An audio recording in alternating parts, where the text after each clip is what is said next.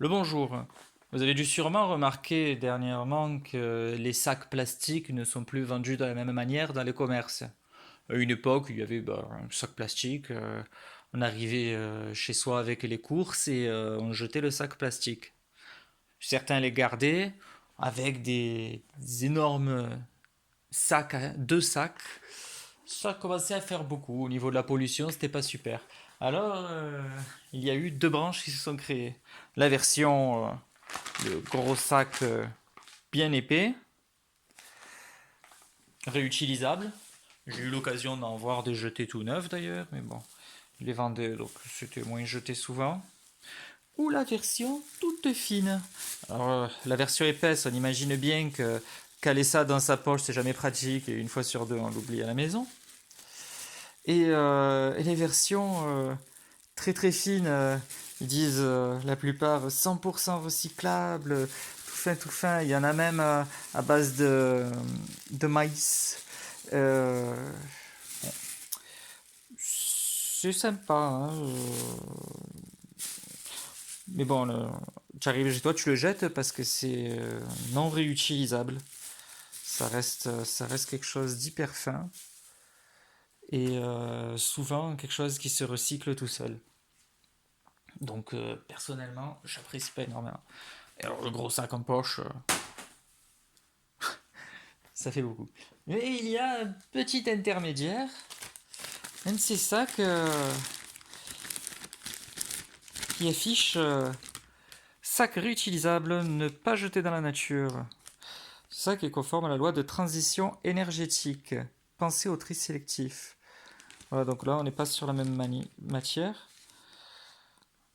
Hum, Ce qui est bien, c'est que lui, il est réellement réutilisable.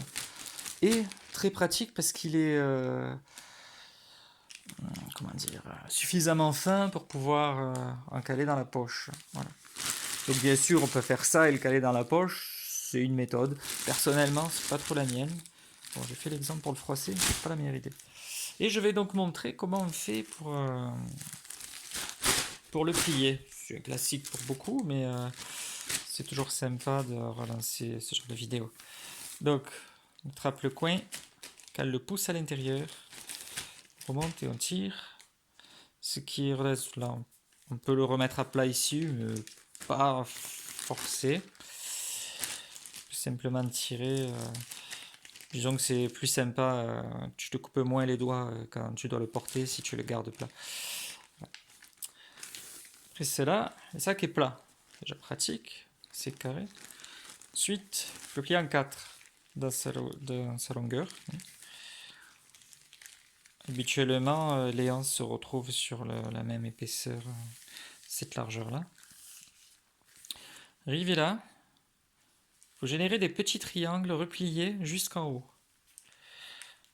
Un bout, on se met sur la pointe, c'est un peu de l'origami. Et on remonte, toujours en faisant remonter le dernier pli sur la hauteur. Voilà. Alors, arrivé en haut, on peut se retrouver, mince, on ne peut pas le caler à l'intérieur ou ça fait beaucoup.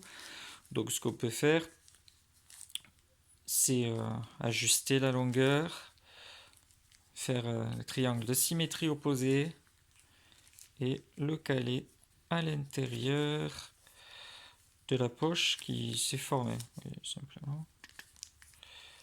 Voilà. Hop.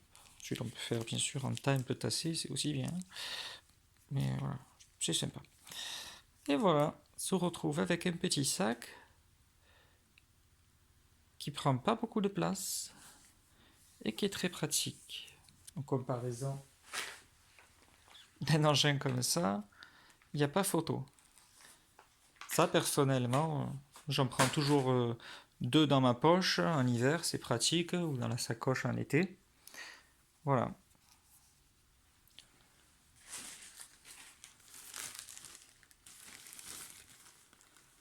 Sac réutilisable.